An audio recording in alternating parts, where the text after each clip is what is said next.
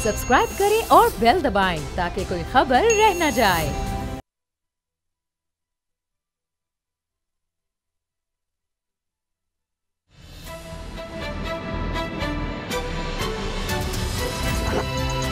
अब पता चला।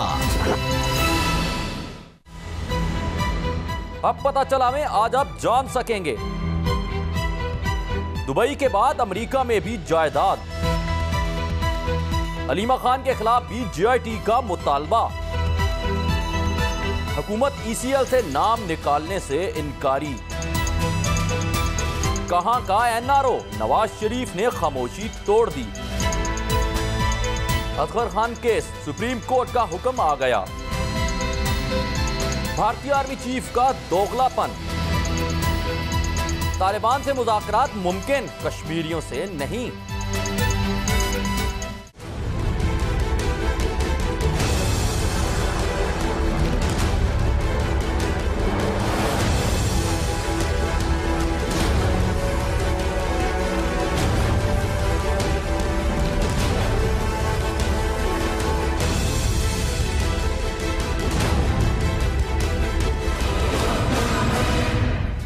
अस्सलामुअलैकुम नाजरीन, प्रोग्राम अब पता चला में आपको खुश आमदीद कहेंगे। मैं हूं आपके साथ सहरिश जुहेब।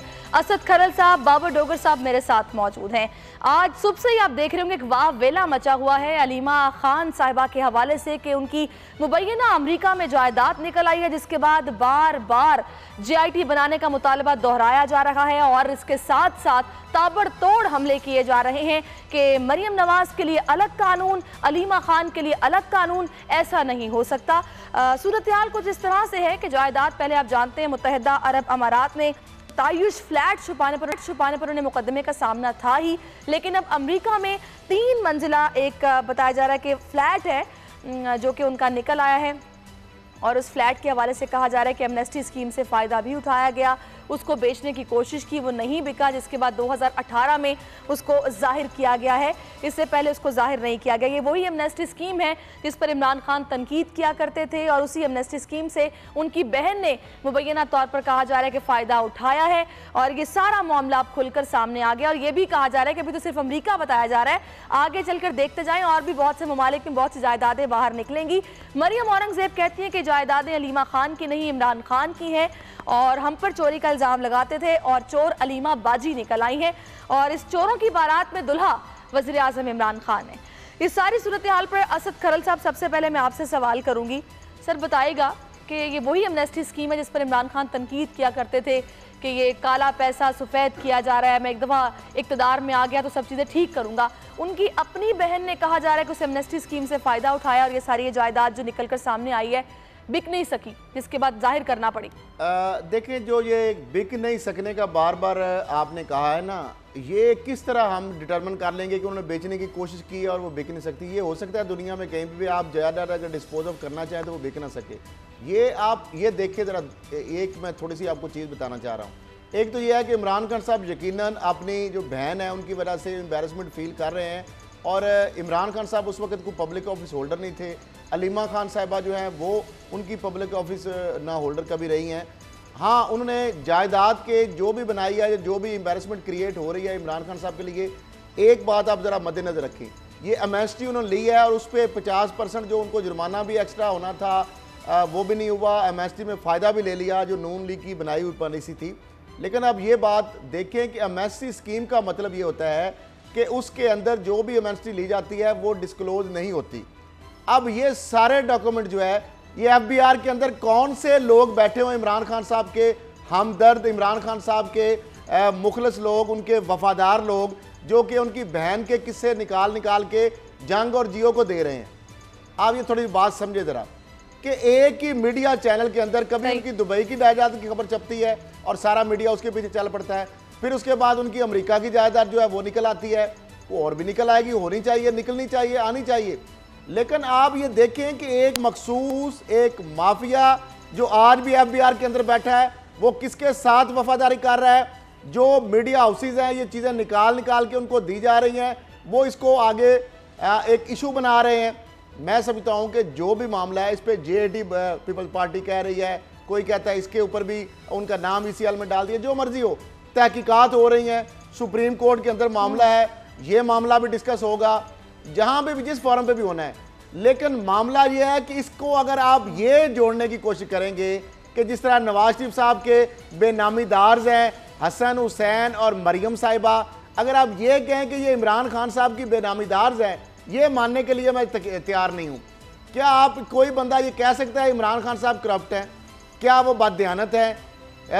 क्या वो डिसऑनेस्ट? किसी हवाले से भी ये मेरा नहीं ख्याल कि इस पे कोई अपोजिशन का बंदा भी, लेकिन वो तो अपने सारे असासे डिक्लेयर कर चुके हैं, उनको बकायदा सारे मामले में क्लीन चिट मिल चुकी है। दूसरी बात ये है, ये इल्जाम ठीक है कि नवल से शौकत खानम की वो बोर्ड की रुकन है, वहां से पार्टी फंड से पैसे बनाकर जायदाद खरीदी गई है, ये इल्जाम लगाना ठीक है? ये हमें बात भी नहीं करनी चाहिए। देखिए जो शौकत खानम हॉस्पिटल है वहां पे कितने लोग, 70% लोगों का फ्री इलाज होता है।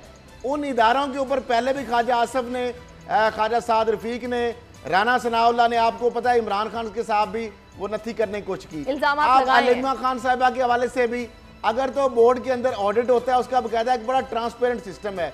मामला ये है कि ये जो चीज़ आ रही है, ये जो मसला हो रहा है, ये तो उनको जवाबदेह होना चाहिए, जवाब देना चाहिए। लेकिन उन्होंने ये डिस्क्लोज किया है, खुद वजाहत देनी पड़ेगी उन्हें, जाहिर सी बात है।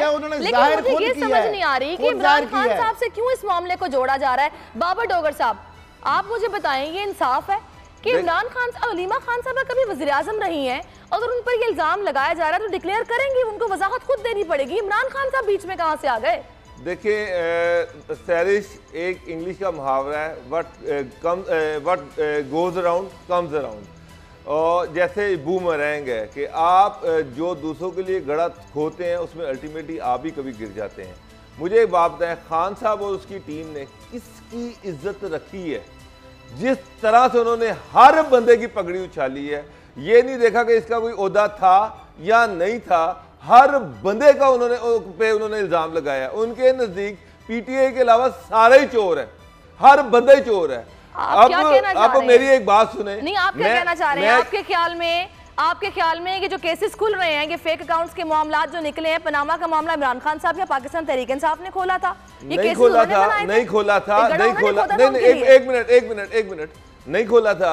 अगर उन्होंने जेआईटी बनाई भी इन्होंने नहीं थी, इस पे कमेंट करने का इख्तियार भी इनको नहीं था। जो चीफ जस्टिस ने बनाई थी, बेताशा इश्यूज जो थे, जो नैब और उधर थे, तो ये नैब और चीफ जस्टिस जो है उनसे 10 हाथ आगे जाके जब ये बयान दे रहे थे लोगों के बारे में, उस वक्त इनको ख्याल नहीं था। अब आप एक चीज मुझे एक बात बताएं, मैं ये नहीं कह रहा लीमा खान बिजनेस भी करती है, मेरे पास कोई ऐसा एविडेंस नहीं है। बहरहाल वो नमल यूनिवर्सिटी की और इसकी शौकत खानम मेमोरियल हॉस्पिटल जो है, इन दोनों की बीओजी के मेंबर भी हैं, और उसके बाद वो इमरान खान के बिहाफ पे फंड रेजिंग भी करती हैं। लेकिन मैं फिर नहीं ये कह रहा, प्रॉपर्टीज बहाल आई हैं, प्रॉपर्टीज का उनको सबूत देना पड़ेगा। खैल साहब कह रहे थे यदि प्रॉपर्टी बेचना चाहे तो बिक नहीं सकती, तो उसके बारे में ये कि उस प्रॉपर्टी में 25% की शेयर होल्डर उनकी एक दोस्त भी हैं जो उस प्रॉपर्टी को डिस्पोज ऑफ नहीं करना चाहती। 75% शेयर इनके हैं, 75% शेयर इनके, 25% उनके। चूंकि वो शेयर अपने बेचना नहीं चाह रही थी। कैसे हम प्रिजम्पशन, ये तो प्रिजम्पशन है ना सर, तो आप भी या उसने कहा कि मैं नहीं बेचने दे रही। नहीं, उसने कहा कि वो नहीं बेचना चाह रही थी, जिसकी वजह से ये प्रॉपर्टी डिले हुई है। मेरी एक बात सुने, मैं ये नहीं कह रहा कि ये शौकत खानम का पैसा है, फंड रेजिंग का पैसा है, ये मैं नहीं कह रहा। ये क्लैरिटी जो है ये अलीमा खान खुद देंगी या इमरान खान देंगे। जब आप दूसरों पे इस तरह चलेंगे बगैर किसी सबूत के, तो फिर आप पे तो कीचड़ आएगा। साहिबा, मेरे ज़हन में भी ये बात आ रही है, ऐसा कौन सा कारोबार करती हैं वो कि ये 2014 में इन्होंने खरीदी है, 2017 में जाके इन्होंने जाहिर भी नहीं की, तब भी 2018 में कर रही हैं। और आप पता ही कितने की है? 45 करोड़ की ये जायदाद है, और मुत्तहिदा अरब अमारात में अलग है। ये इतना पैसा इनके पास कहाँ से आ गया? मुझे एक बात बताएं, 8 करोड़ रुपए की प्रॉपर्टी इन्होंने दुबई में खरीदी, उसका इन्होंने कहा जी मेरा फैमिली बिजनेस है, मेरा, उसके बाद मुझे फैमिली प्रॉपर्टी से शेयर मिला और मैंने बैंक से लोन लिया। इसके बाद ये 45 करोड़ की एक नई प्रॉपर्टी सामने आ गई है। तो ये सवाल तो हर एक पूछ रहा है कि इनके पास इतने पैसे कहाँ से आए हैं। कौन सा ऐसा बिजनेस है जिससे ये करोड़ों रुपया आ रहा है और इससे ये सारी दुनिया में प्रॉपर्टीज खरीद रही हैं? बस ये एक बहुत बड़ा सवालिया निशान है। अल्टीमेटली उनको ये क्लैरिटी तो देनी पड़ेगी, और ये अलीमा खान ही दे सकते हैं, वही बेहतर बता सकती हैं, या इमरान खान बता सकते हैं, क्योंकि एलिगेशन तो बड़ा सीरियस है इमरान खान साहब पे, और ये इतनी जल्दी जाने वाला नहीं है। इस पे अल्टीमेटली कोई ना इदारों की साख पर जो बात हो रही है ना, वो अब ये कहा जा रहा है कि एफबीआर एफआईए क्यों खामोश है। और ये क्या बात हुई कि मरियम नवाज को आप पकड़ लेते हैं, अलीमा खान को कहते हैं फाइन पे करो तुम्हारी जान छूट जाएगी। ये दोहरा म्यार क्यों है? इदारों की साख पर जो बात की जा रही। एक मिनट, अभी खैल साहब ने एक बड़ा अच्छा पॉइंट रेज किया था कि एफबीआर के अंदर से कौन ऐसा बंदा है जो ये सारी डिटेल निकाल के मीडिया को दे रहा है। एक मखसूस मीडिया उसे एक मखसूस मीडिया को कभी चेयरमैन एफबीआर का पता तो करवाएं कि वो कौन आदमी है। जहांजेब खान साहब वो पंजाब में शहबाज शरीफ के 10 साल टेन्योर में 3 साल सेक्रेटरी फाइनेंस, 3.5 साल चेयरमैन पीएनडी, 3 साल वो एडिशनल चीफ सेक्रेटरी एनर्जी रहे हैं। और शहबाज शरीफ के अगर सबसे करीब कोई ब्यूरोक्रेट है तो वो जहांजेब खान साहब थे।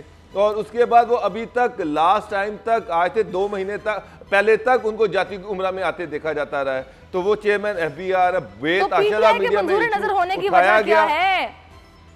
पाकिस्तान तहरीक इंसाफ ने उन्होंने अपनी फहरिस्त में क्यों शामिल कर लिया?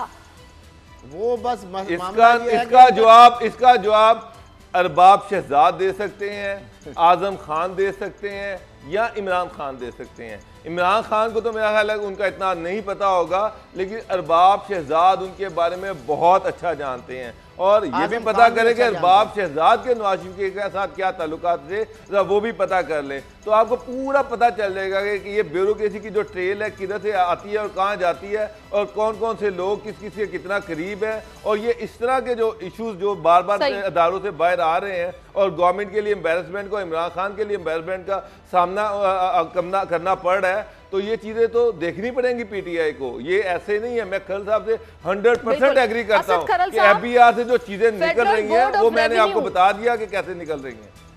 देखिए फेडरल बोर्ड ऑफ रेवेन्यू की बात चलिए, मुझे बता दें अरबाब शहजाद साहब जवाब तो दे सकते हैं। असद साहब, एफबीआर खामोश क्यों था? जितनी जायदाद टैक्स तो उसके मुताबिक पे नहीं किया इन्होंने। देखिए एफबीआर ने ऑलरेडी इस पे फाइन इंपोज किया है, उसमें कुछ फाइन ले भी चुका है एफबीआर। बाकी फाइन जो उन्होंने 29 बिलियन या गालबन कितना जो है लाइबिलिटी है वो उन्होंने देनी है, लेकिन 13 फरवरी तक ये भी डेट है। अभी डेट है, वो देंगी, जारी बात है, नहीं देंगी तो उनके खिलाफ कार्रवाई होगी। लेकिन यही एफबीआर जब नवाज शरीफ साहब को नोटिस दिए थे, एक यहाँ पे कलेक्टर थी खातून और मरियम साहिबा को क्रॉस चेक के जो गिफ्ट दिए गए थे, अदर दैन चूंकि चेक और क्रॉस चेक होगा तो उसका हिसाब लिया जाता है, वो नोटिस जारी हुए थे, उनको नोटिस को दबा दिया गया। लेकिन अब ये एफबीआर कितना प्रोएक्टिव है कि वो अमेस्टी के तहत सिर्फ अलीमा खान का बताया गया है, और एक बंदा मैंने बताया, जिस तरह के और भी कुछ लोग हैं जिन्होंने अरबों रुपए का काला धन सफेद कराया है एमएसटी के जरिए। सिर्फ अलीमा खान की चीज लीक की गई है।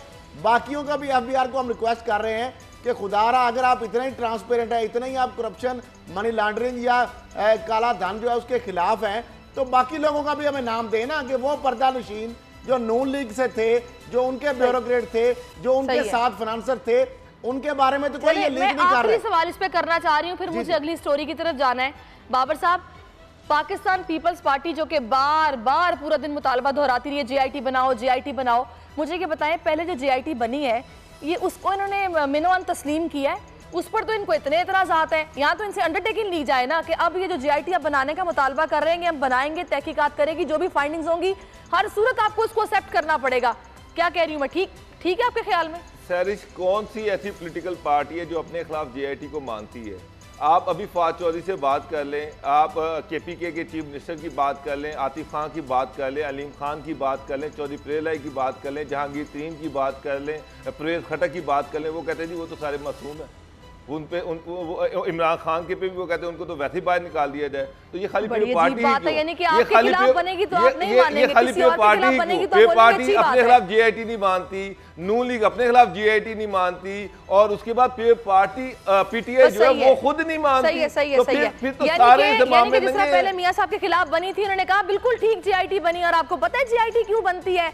जब आप हकीकत छुपाते हैं, सच उगलवाने के लिए बनती है, तब GIT ठीक होती है। इनके खिलाफ बने तो गलत होती है। खैर आगे बढ़ते हैं। अब जनाब वो मामला जो कि कल से खबरों में है, आप जानते ही हैं, आपको पता है सुप्रीम कोर्ट की तरफ से वाज़ेह तौर पर अहकामात दिए गए थे। कहा गया था कि बिलावल मासूम बच्चा है, अपनी माँ की लेगेसी को लेकर चल रहा है, उसका कोई इस तरह का कारोबार नहीं रहा है, उसका नाम ECL से निकाला जाए। मुराद अली शाह साहब के हवाले से कहा गया था कि उनका भी नाम निकाला जाए। इज़्ज़त नफ्स मजरू होती है, वो CM है, उनका नाम नहीं होना चाहिए। ये अदालत के रिमार्क्स थे। लेकिन जो फैसला किया है काबीना ने, उन्होंने जनाब तहरीरी फैसले से मशरूत कर दिया है इस सारे मामले को, और 20 अफराद के नाम बिलावल और मुराद अली शाह समेत जो अफराद हैं वो बोला है कि अभी हम ECL से नाम नहीं निकालेंगे, तहरीरी हुक्मनामा मिलेगा। और दूसरा इंदिया भी दे दिया है, पिटिशन लेके जाएंगे नजर सानी का जो हुक्म है इसके खिलाफ। तो मुझे ये बताएं कि जब तक असद खरल साहब रिटर्न इनके पास फैसला नहीं आ जाता, तब तक तो मेरा ख्याल है तौहीन अदालत के जुमरे में नहीं आएगा इनका ये एक्शन। क्या ख्याल है? सैरिश, हमेशा हमने देखा है कि जब भी कोई इदारा कोई भी एक्शन करना होता है और इस तरह का एक बड़ा जो फैसला है, उसके लिए जब तक आपके पास सर्टिफाइड अदालती फैसले की कॉपी ना हो, उसके बगैर आप एक प्रिजम्पशन के ऊपर कबीना जो है वो फैसला नहीं दे सकती। कबीना ने पहले चीफ जस्टिस ऑफ पाकिस्तान के रिमार्क्स थे, उसकी बिना पर उन्होंने फौरी तौर पर इजलास बुलाया। इजलास के अंदर एक नजरसानी कमेटी जो है उसको मामला ये रेफर किया। अब वो इखलास से कर रहे थे, वो कंप्लाइंस करना चाह रही है हुकूमत, लेकिन मामला ये है कि अब दोबारा जब ये मामला आया और 20 अफराद के नाम निकालने की वजारत दाखिला ने बाकायदा एक प्रपोजल दी, लेकिन उस पर फिर जाहिर बात है वजारत कानूनो इंसाफ भी वहाँ पे मौजूद थी, प्राइम मिनिस्टर साहब। तो मेरा ख्याल है उन्होंने मशवरा ये दिया होगा कि हमें फैसले का इंतजार करना चाहिए। मे भी 2 की बजाय 4 के नाम उस यार्ड स्टिक के मुताबिक निकालने नहीं। नासिर हुसैन शाह ने आज कहा है ना कि इन्होंने फैसला ना मान के तौहीन अदालत की है, तो मेरा ख्याल है कि जब तक रिटन फैसला मिल नहीं जाता, रिसीव नहीं होता, उस वक्त तक कंटेम्प्ट ऑफ कोर्ट के जुमरे में नहीं आते। मामला यह है कि फैसला जब आएगा तो यकीनन हुकूमत ना चाहते हुए भी उस पर अमल दरामद आपको करना पड़ेगा, और हुकूमत करेगी। और हुकूमत पहले से इस पे तो डिसओबीडियंस यानी हो नहीं सकती। कंटेम्प्ट ऑफ कोर्ट अगर करेगी हुकूमत तो जाहिर बात है उसके कॉन्सिक्वेंसेस उसको फेस करने पड़ेगे। मेरा नहीं ख्याल। अच्छा वो ठीक है आपकी बात, लेकिन अभी जो बाबर साहब जो हुकूमत का इरादा आपको नजर आ रहा है, जिस तरीके से उन्होंने ये बोला है कि सिफारिश को मुस्तरद किया गया है, नजरसानी के खिलाफ नजरसानी दरख्वास्त भी दायर की जा सकती है। हुकूमत का हक है। देखिए सैरिश, अटॉर्नी जनरल वहाँ पर मौजूद थे, गवर्नमेंट के बड़े बड़े ऑफिसरान वहाँ पर मौजूद थे जब ये चीफ जस्टिस का ये ऑर्डर आए थे। अगर ये PTI का कोई बंदा होता और उसका नाम ECL से निकालना होता और चीफ जस्टिस के ये रिमार्क्स आते तो अब तक उसका नाम निकल चुका होता। मैं आपको बड़ा क्लियरली कह रहा हूँ कि उसका नाम अभी तक निकल चुका होता। ये जान के ऐसे स्टेप्स ले रहे हैं, कोई ऐसे प्रिटेक्स बना रहे हैं जिससे मरकज़ में और सिंध में कशीदगी जो है वो बरकरार रहे। और अब मैं आपको एक और इस पर आगे भी बता दूँ कि पाकिस्तान पीपल्स पार्टी ने 7-8 अफराद का एक लिस्ट बना के इंटीरियर मिनिस्ट्री को खत लिख दी है, जिसमें उसमें जहांगीर तरीन है, उसमें अलीम खान है, उसमें इमरान खान है, उसमें परवेज़ खटक हैं, उसमें वज़ीर आला KP के हैं, उसमें आतिफ खान है और आज़म खान है कि इंटीरियर मिनिस्ट्री इन सब के ख़िलाफ़ नैब में इंक्वायरी चल रही है और इन सब का नाम ECL में डाला जाए। ये पाकिस्तान से बाहर फरार हो सकते हैं। ये आज उन्हें लेटर जो है वो उन्होंने आज भेज दिया है। मैं आपको ब्रेकिंग खबर अच्छा, वैसे मैं एकदम आपकी बात सुन के समझी, कि आज जो सईद गनी साहब ने कहा है ना कि वफाकी वज़रा बदकलामी करते हैं, सिंध में दाखिले पर पाबंदी की उन्होंने अपील की है वज़ीर आला सिंध से कुछ वज़रा की। मुझे लगा शायद उन्हें ये डर होगा कि जो हुकूमत गिराने की बातें पीछे होती रही हैं सिंध में, कहीं जहांगीर तरीन साहब अपना जहाज लेके सिंध में भी ना आ जाए, तो इनका तो पहले दाखिला बंद करो ना। अच्छा नहीं, वो कह रहे हैं बाहर ना जा सके, पाकिस्तान में रहे, जहाज लेके घूमते रहे। उन्होंने कहा जी कि हमने इनको लेटर लिख रहे हैं और उनको कहा कि 30 दिन के अंदर अंदर इनके नाम ECL पे डाले जाएं, अगर नहीं डाले जाएंगे तो वो सुप्रीम कोर्ट में जाएंगे। क्योंकि अगर GIT की बुनियाद पर, एक इन्वेस्टिगेशन की बुनियाद पर PTI के पार्टी के सारे लोगों के नाम ECL पे डाले जा सकते हैं, तो फिर इंक्वायरी तो इनके खिलाफ भी पेंडिंग है, सबके खिलाफ पेंडिंग है, तो इनके नाम भी ECL पे डाले। तो अगर PTI गवर्नमेंट बड़ा दिल करती है, एक अच्छा जेस्चर देती और इन 2 के नाम निकाल देती, मुराद अली शाह का और बिलावल भुट्टो का, मुझे पता है कि ये यहाँ पर से भाग नहीं सकते, ना बिलावल जाएंगे ना मुराद अली शाह जाएंगे, वो यहीं पर हैं। नैब उनको बुलाएगी, ये सुप्रीम कोर्ट के ऑर्डर हैं, कंप्लाइंस रिपोर्ट उन्होंने करनी है, वो सुप्रीम कोर्ट के सामने पेश होते रहेंगे। मुझे नहीं पता कि इनको मुराद अली शाह से या बिलावल भुट्टो से क्या खतरा है। बाकी तो सब लोग इसी तो लग रहा है कि हुकूमत डटी हुई है और 3 रुकनी नजरसानी कमेटी भी इन्होंने बना दी है, जिसकी सिफारिशात मिलेंगी, सुप्रीम कोर्ट का रिटर्न ऑर्डर मिलेगा, उसके बाद ही नाम ECL से निकल सकते हैं, वरना नहीं निकल सकते फिलहाल। चले बाबर साहब, असद साहब छोटी सी ब्रेक लेते हैं, ब्रेक के बाद वापस आते हैं। मियां साहब बड़ी मुश्किल में है, मैंने कल भी बात की थी, मुझे आज फिर करनी पड़ रही है, थोड़ी सी बात उनके हवाले से करेंगे इस ब्रेक के बाद।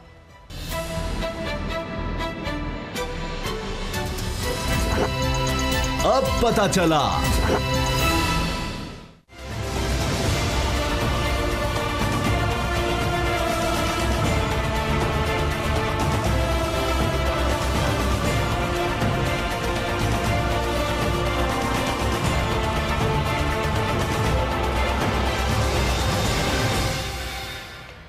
वेलकम बैक नाजरीन। बड़े मियाँ साहब जो कि इस वक्त कोट लखपत जेल में मौजूद हैं, कल अहले खाना से मुलाकात हुई, मछली और गाजर का हलवा उन्होंने खाया। उसके बाद फौरी तौर पर जो बयानात सामने आए उसमें यही कहा गया था कि उनकी तबीयत पहले से बेहतर है, सेहत पहले से बेहतर है। लेकिन आज सुबह से हम ये देख रहे हैं कि मरीम नवाज़ ने ट्वीट किया, उनकी जानिब से कहा गया है कि उनके बाजू में दर्द एंजाइना भी हो सकता है। उनके ज़ाती मुआलजीन पूरा दिन खड़े रहे, उनको मिलने की इजाज़त नहीं दी गई है। और एहसन इकबाल ने फिर बोला कि अगर हमारे कायद को कुछ भी हुआ तो ज़िम्मेदार पंजाब हुकूमत होगी। तो मुझे ये बताएं बाबर साहब, आपके पास खबर क्या है, मियाँ साहब की सेहत ठीक है? क्योंकि अभी आपने सुना है कि डॉक्टर का बयान भी आ गया, उन्होंने कहा बिल्कुल ठीक है, उन्हें कोई मसला नहीं। देखें, अभी स्पोक्समैन जो पंजाब गवर्नमेंट के हैं उनकी भी एक स्टेटमेंट आ गई कि मरियम जो है गलत बयानी से काम ले रही हैं। इससे पहले भी उन्होंने एक दिन ये स्टेटमेंट दी थी कि नवाज शरीफ जो है उनको बुखार हो गया है, ठंड लग गई है और उनकी तबीयत ख़राब हो गई है, गला ख़राब हो गया है। तो उस दिन भी जेल खाना जज जो थे उन्होंने इस चीज़ को कंट्राडिक्ट किया था। इस पे उन्होंने उसकी तस्दीक की थी कि जी उनको डॉक्टर चेक कर रहा है और बिल्कुल सेहतयाब है।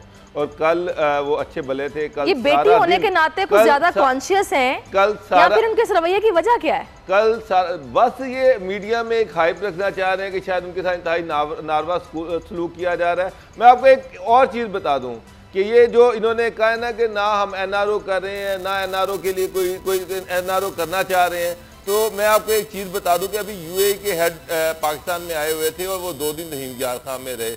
नवाज शरीफ के एक करीबी अजीज चौधरी मनीर है, मैं नाम भी ले लेता हूँ, मरियम के वो समधी हैं, उन्होंने वो UAE के जो हुक्मरान हैं उनके बहुत करीब हैं, वो 2 दिन UAE उनके साथ रहीम यार खान में रहे और रहीम यार खान में ही पाकिस्तान की 2 बाअसर शख्सियात जो हैं उन्होंने भी उनके हेड से मुलाकात की। और उस मुलाकात के बाद फिर जो UAE के हेड थे उन्होंने इमरान खान से मुलाकात की और उसमें उन्होंने $3 अरब कैश और $3.5 अरब तेल का देने का ऐलान किया। तो मेरी इत्तलात के मुताबिक पाकिस्तान पे UAE का बहुत प्रेशर है और वो बढ़ता जा रहा है कि किस तरह से मियाँ साहब जो है और उनके साथ कोई डील कर ली जाए और उनके साथ कोई रायत की जाए। आज तो खुर्शीद शाह साहब ने भी कह दिया है, कि ये जो इनका केस बनाया गया है ना, ये ऐसा नहीं कि नाकाबिले जमानत हो, 2-3 माह की बात है, मियाँ साहब बाहर आ जाएंगे। मैं आपको खबर दे रहा हूँ, ये भी कहा है कि हम एक हैं। आप तो खुर्शीद शाह की बात कर रही है, मैं आपको खबर दे रहा हूँ कि किस तरह से UAE के जो हुक्मरान यहाँ पर आए थे उसके पीछे एजेंडा क्या था, किस तरह से वो 62 लोगों से भी मिले, नहीं तो पहले तो तुर्की की बात हो रही थी ना, अब UAE बता रहे हैं से भी मिले। और क्या 2 दिन का दौरा उनका बिल्कुल खुफिया था और अचानक से सरकारी दौरा बन गया, और उससे पहले तो असद साहब जी तुर्की का कहाँ गया? वो तुर्की के हवाले से बातें हो रही थी।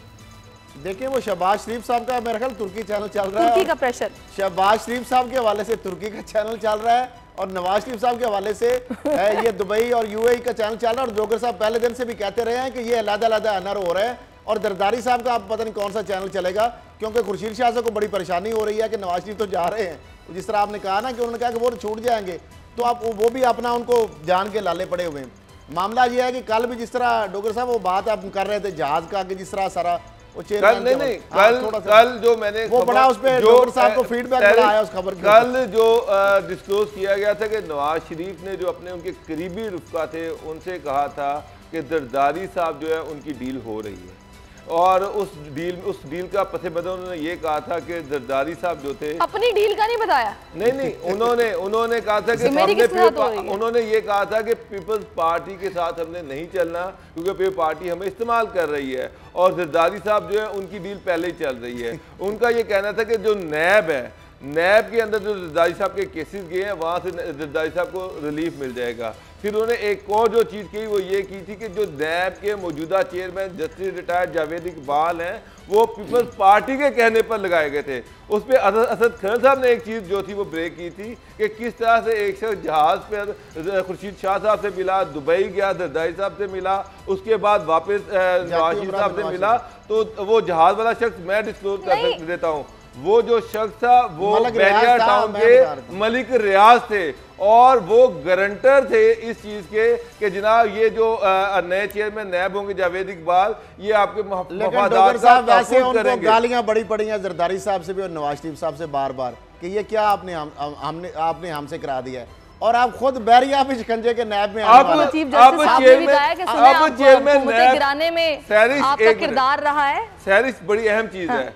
अब चेयरमैन नैब का बहुत बड़ा इम्तहान है। इम्तहान इस तरह से है कि उनकी अपॉइंटमेंट का नाम पीपल्स पार्टी ने दिया, ग्रंटर जो बहरिया के हेड है मलिक रियाज वो थे, और दोनों के केस अब नैब के पास दोनों के केस उनके पास चले गए हैं। अब टेस्ट केस है क्योंकि नवाज बहरिया का केस भी चला गया, ओमनी ग्रुप भी चला गया और जरदारी ग्रुप भी चला गया, बहरिया कराची वाला भी चला गया है। अब मुझे ये बताएं कि अभी जो आपने खबर ब्रेक की है, जो आपने यूए के प्रेशर की बात की है, मुझे बताएं इनको इस वक्त जान के लाले पड़े हुए, सियासी साख भी बचानी है, फेस सेविंग भी करनी है, स्टेटस बरकरार रहे, इनको चाहिए रास्ता। मुझे बताएं किस तरह, मतलब कि डील की हो किस तरह, ये प्री बार्गेनिंग करेंगे तो एक्सपोज हो जाएंगे, पता लग जाएगा कि हाँ चोरी का पैसा था, बात ले दे करके जान छुड़ाइए। अगर $3 अरब यूएई से पाकिस्तान में आ जाता है, सुन ले, अगर $3 अरब यूएई से पाकिस्तान आ जाता है, जो $6.5 अरब सर, अच्छा, $3 अरब अगर यूएई से आ जाता है और उधर तुर्की से शहबाज शरीफ का वाया बठिंडा होके आ जाता है, तो $5-6 अरब अगर डॉलर आ जाएगा तो ये प्ली बार्गेनिंग है ना, क्या है। और इस तरह ही होता रहता है, पहले भी आपको पता है, यानी कि आप कह रहे हैं पैसा उनके बिहाफ पे मिलेगा। देखिए सैरिश, और बात है, मैं तो यही समझूंगा। मैं उसको मजीद एक्सप्लेन कर देता हूँ। आप देखिए कि नवाज शरीफ पिछले 6-8 माह से बिल्कुल खामोश हैं, मरियम नवाज टोटली खामोश हैं। क्यों खामोश हैं, क्या प्रेशर है। एक टाइम तो वो था कि वो टाइम याद के एक नहत्ती लड़की और वो उसने पूरे पाकिस्तान की एस्टेब्लिशमेंट को वक्त डाला हुआ है, सारी वो उस नहत्ती लड़की से सारा पाकिस्तान की एस्टेब्लिशमेंट डल रही है। ये नारा नून लीग लगा रही थी और वो नारेबाजी कहाँ पर चली गई, अब बिल्कुल ही खामोश है। शहबाज ही मुकम्मल तौर पर खामोश है और हमजा शहबाज जो है वो भी मुकम्मल तौर पर खामोश है। ऑफ कोर्स ये परेशानी बढ़ती जा रही है, इसलिए खामोशी इख्तियार की हो। तो बेचारे क्या करें, वो तो मैं आपको खबर दे रहा हूँ, आपको फैक्ट दे रहा हूँ कि किस तरह से वहाँ पर 1-2 बासर लोगों की मुलाकातें हुई, इमरान खान की मुलाकात हुई, उसके बाद ये एड का ऐलान किया गया है। अब डिसाइड करना है गवर्नमेंट ने और कुछ हलकों ने कि अगर इनको डील देनी है, अगर इनको एनआरओ देना है तो वो किस तरह से देना है, उसकी निटी-गिटीज क्या होंगी और उसकी कंडीशंस क्या होंगी, ये अभी तय होना है। ये मुझे ये भी बता दें कि जो आज मियां साहब ने कहा है, रेस ये लगी हुई सैरिश है कि मियां साहब ने आज ये भी कहा है कि जो सलूक मेरे साथ हो रहा है मैं बाहर आके बताऊंगा। अब ये जो बाहर आके उन्होंने बताना है, ये ऐसे उन्होंने पहला पता है ना आपको, ये भी कहा था मेरे राज में जो सीने में जो राज दफन है मैं वो नहीं बताना चाहता। वो बाहर थे, उस वक्त उन्होंने नहीं बताया, जब वजीर आजम थे मुल्क के, उस वक्त भी उनको कौन सा खौफ था। उन्होंने कहा था कि मैं बताऊंगा, वो वजीर आजम होते हुए वो नहीं बता सके। उसके बाद उन्होंने बड़ी रैलियां निकाली, बहुत सारे उनके बाहर इंटरव्यू किए गए। आप और क्या बताएंगे, वो मैं आपको बताता हूँ वो क्या बताएंगे। वो ये बताएंगे कि जनाब वो जो हीटर चल रहा है ना उससे गर्मी नहीं आ रही, वो गर्म नहीं करता, पता नहीं हर घंटे के बाद लाइट चल जाती है, कमरा फिर भी ठंडा हीटर चलाया जा रहा है। मुझे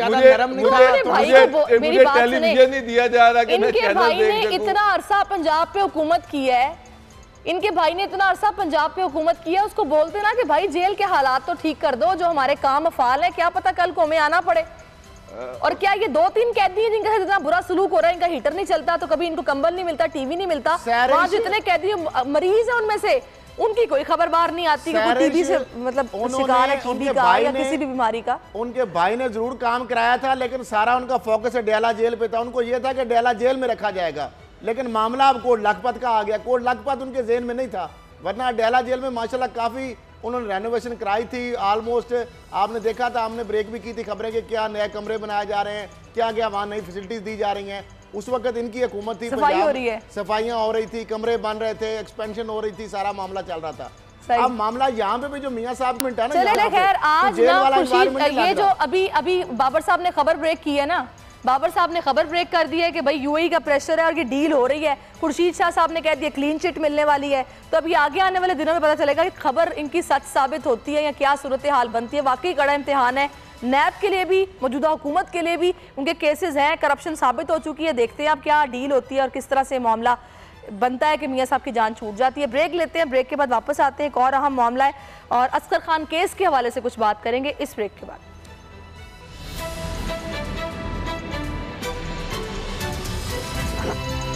अब पता चला,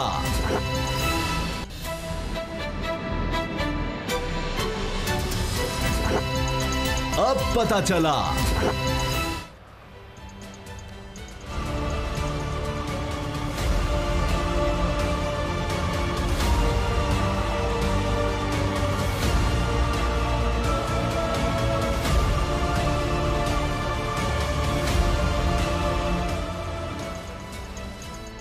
जी वेलकम बैक नाजरीन। असगर खान केस के हवाले से बात करते हैं और अब वो केस बंद नहीं होगा। इससे पहले जब समाअत हुई थी तो कहा गया था, FIA की जानिब से सिफारिश कर दी गई थी कि नाकाफ़ी शवाहिद हैं, गवाह नहीं मिल रहे, लिहाजा अब इस केस को बंद कर दिया जाए। जिसके बाद अहले खाना से असगर खान के पूछा गया था कि आप लोग क्या चाहते हैं इस सारे मामले में।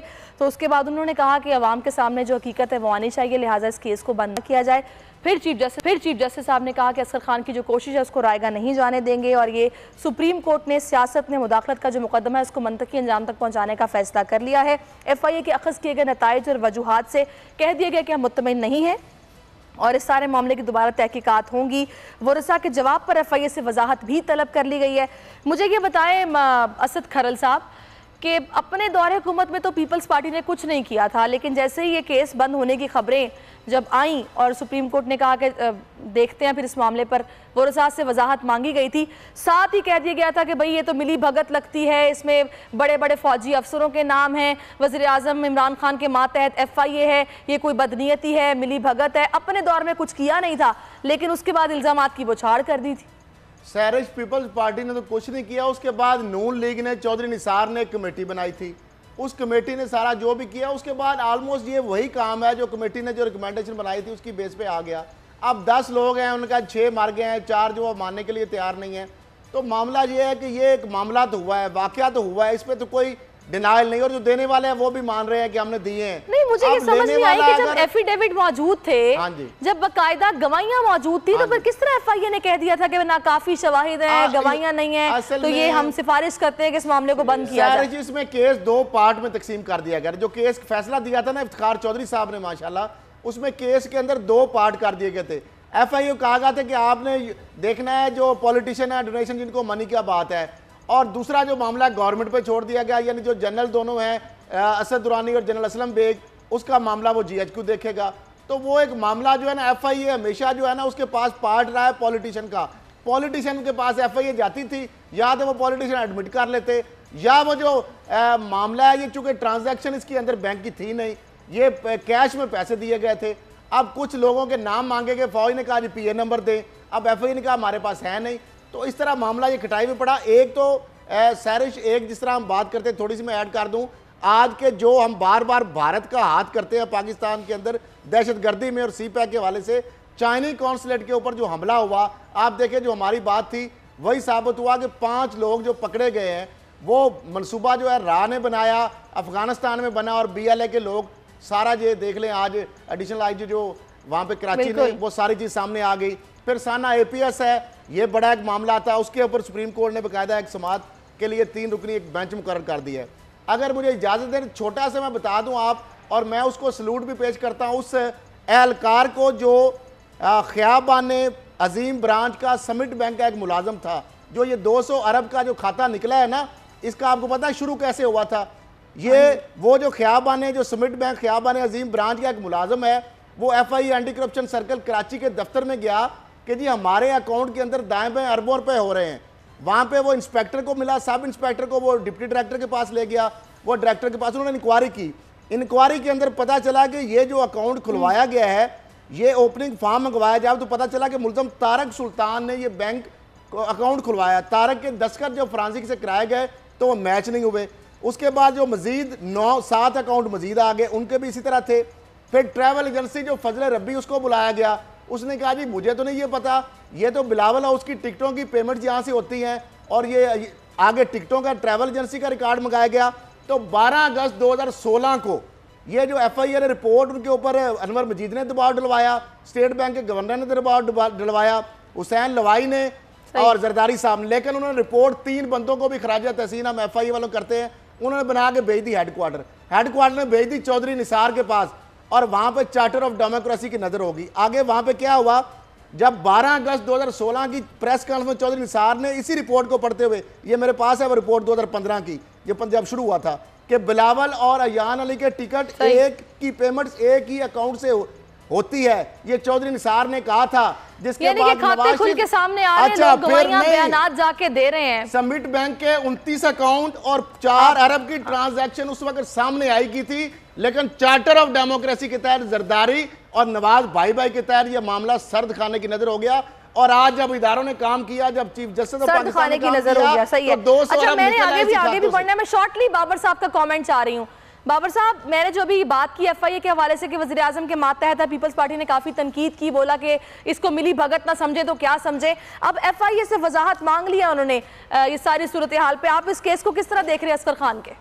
मेरा ख्याल है कि इसको अल्टीमेटली लॉजिकल एंड तक जाना चाहिए। ये एक तारीख, पाकिस्तान की तारीख का स्याह एक धब्बा है पाकिस्तान की तारीख पे, कि किस तरह से एक एजेंसी ने एक पार्टी बनाई और किस तरह से उस वक्त के नामी ग्रामी बड़े बड़े पॉलिटिकल पॉलिटिशियन जो थे, उन्होंने उस वक्त रिश्वत वसूल की और एक ग्रुप बनाया सिर्फ एक पॉलिटिकल पार्टी को हराने के लिए। जो हम जमहूरियत का नाम, ये जो जमहूरियत के बड़े बड़े नाम ले हुए और दावेदार और मियाँ साहब जो बेतहाशा तकारीर में उन्होंने पाकिस्तान की जमहूरियत का वो चैप्टर दिखाया जो कि इनका मनपसंद चैप्टर था, जिसमें उन्होंने मार्शल की बात की। उन्होंने 50 तकरीरें की है नवाज शरीफ ने, 50 तकरीरें, उनमें आज तक ये तकरीर का हिस्सा नहीं आया कि जनाब मैंने पैसे लिए थे IGI बनाने के लिए और फिर पार्टी को हराने के लिए। और किस तरह जब वो IGI बन रही थी तो उस वक्त जो डिसाइड किया गया था, मुश्किल खड़ी हो सकती है।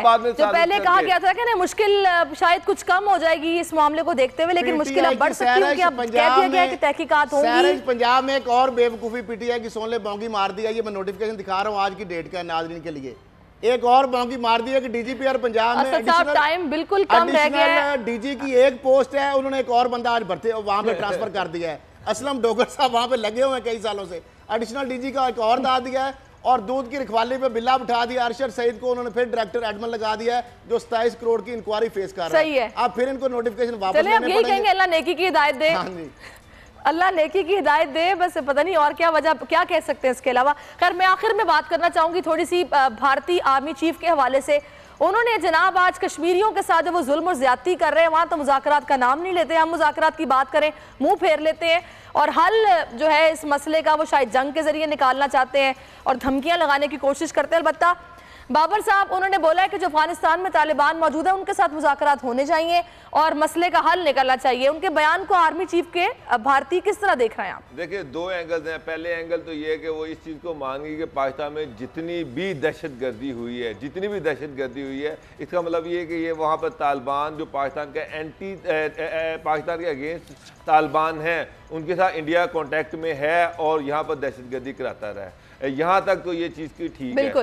दूसरा जो उसका एलिमेंट है, सारी दुनिया जानती है कि इंडिया का तालिबान पर वहाँ पर कितना असर रसूख है। तालिबान के चंद थोड़े से सेक्शन को पैसे देके जो इन्होंने ख़रीदा हुआ है। इसके अलावा तालिबान पे इंडिया का कोई असर रसूख नहीं है और ना ही इंडिया को वहाँ पर कोई मानता है। तो इनका ये कि अगर कि ये जो मुज़ाकरात हो रहे हैं तालिबान में, इनको फरीक बनाया जाए, ये इनका सिर्फ ख्वाब ही हो सकता है, इससे आगे कोई हकीकत नहीं है। और दूसरी तरफ इंडिया के अपने लोग उनसे इंडिया में माइनॉरिटीज़ हैं, इंडिया में हिंदू हैं, इंडिया में सिख हैं, मुसलमान हैं, उनके साथ जो इनका रवैया है वो आपके सामने है। जहाँ तक कश्मीर की बात है, वो बेचारे बिल्कुल निहत्ते हैं और अपना हक़ राय दही मांग रहे कि जनाब हमें आज़ादी दी जाए, हमें इत्तेसाब राय का हक़ दिया जाए। उनके साथ ये टेबल पे बात करने को तैयार नहीं है जो जिसकी गारंटी जो है अक़वाम मुत्तहिदा ने दी हुई है। और ये उस जगह पे लेकिन बाबर साहब कमाल है वैसे कि जहां पर निहत्ते कश्मीरियों पर जुल्म किया जा रहा है कि इंसानी बुनियादों पर ही सोच लें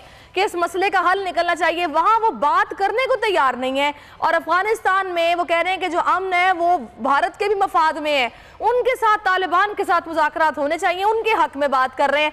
बस क्या ही कहा जा सकता है, ये यही कहेंगे कि भाई वारे मोदी सरकार, क्या बात है आपकी, आपने अपने पूरे टेन्योर में जिस तरीके से जुल्म की दास्तानें जो है वो रकम की है वो दुनिया याद रखेगी। कश्मीरी बेचारे जो हैं वो निहत्ते हैं और इंशाल्लाह उनको जल्द आज़ादी मिलेगी और उनकी जिद्दोजहद जो है वो वक्त के साथ साथ हम देख रहे हैं कि वो तक़वियत पकड़ती जा रही है और वो जज्बा जो है वो बढ़ता ही जा रहा है, कम नहीं होने में आ रहा। जितना भी आप जुल्म कर लें, वो छीन ली आंखें तुमने, ख्वाब तुम कैसे छीनोगे, ये बिल्कुल ठीक किसी ने कहा है।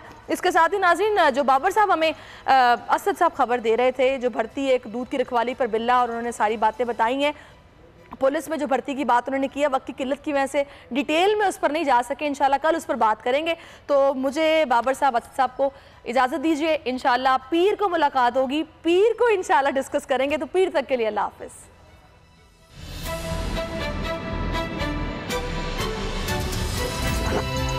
अब पता चला। सब्सक्राइब करें और बेल दबाएं ताकि कोई खबर रह न जाए।